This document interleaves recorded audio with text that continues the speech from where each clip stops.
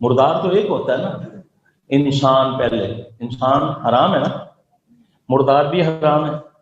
پھر بھائی 3 حرام کھا کے پھر دعا قبول ہوگی. یہ ہے وہ چیزیں جس سے ہمارے عمل ضائع ہوتے ہیں. انبیاء علیہ السلام کوئی عمل کرتے ہیں تو خوف میں آتے ہیں کہ یا اللہ اس کو قبول کر لینا.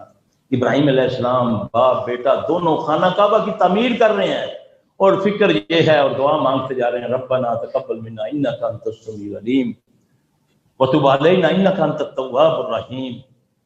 ان کو یہ فکر ہے میں 2 لفظ قرآن کے پڑھ لیتا ہوں، 2 باتیں مجھے کرنی آ گئی ہیں، میں انسان کو انسان ہی نہیں سمجھتا. اگر نماز پڑھنا شروع ہو گیا ہوں تو بے نمازی کو انسان نہیں سمجھتا. تکبر آ گیا مجھ میں. چنگے اسی انا تو اللہ اکبر. جو اپنے عمل پہ مطمئن ہو گیا وہ برباد ہو گیا.